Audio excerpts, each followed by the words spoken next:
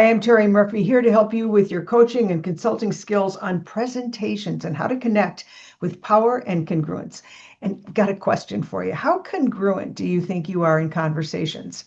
Well, let me give you a great example, and it's so much fun.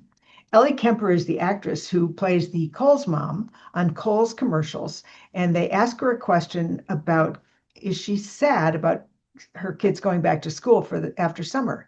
And she said, yes, I'm so sad. Okay, body doesn't match what she's feeling. And that's pretty much what incongruence is. You've seen it before. You say to somebody that you think might be upset, and you say, how you doing? There, I'm fine. Tight jaw, flat tone, pretty much gives it away that there's an incongruence there. How about when somebody's chewing you out, maybe on a job or something, and they're smiling the whole time? There's a whole distrust that happens there because it's not congruent. How about, well, you just saw it, agreeing when you're shaking your head no. So your boss says, you can get this project done, and you're like, sure can, no problem. Mismatch. So how do you correct that? Well, first of all, it creates distrust.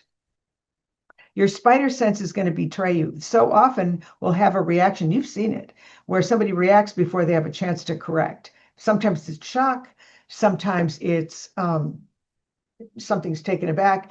Your body will, I say, betray you. And some of our experts like Eric Oliver will say, no, it defines, it clarifies what you're really feeling. So what can you do and watch for if you're a leader?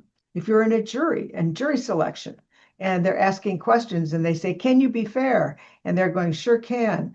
Look, that's a sign. That's a sign. Pause and check your own alignment before you respond. Those of us that are on this side of the behavioral grid, high I, high Ds, we respond a little bit too fast, as opposed to the other side, the conscientious and the steadies, who are a little bit slower in their reaction. They're lucky that way because they aren't so reactive, they're more responsive.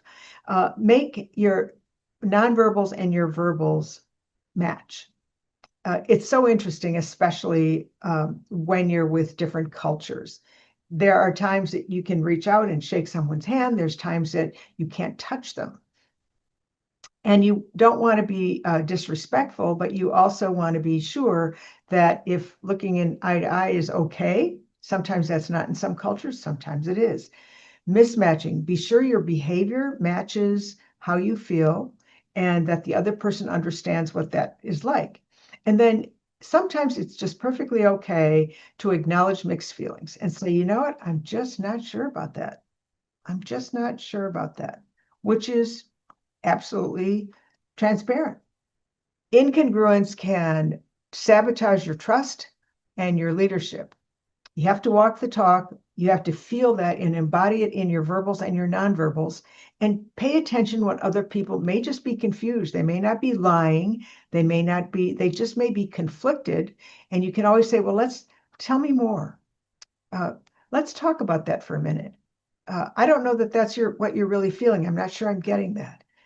Always ask more questions, listen better, and you'll be a better communicator. Join me every Tuesday for Tuesdays with Terri. And if you'd like my 10 tips on being a rock star in your own presentation, just email me at terri@terrimurphy.com, here to help you be the rock star of any presentation.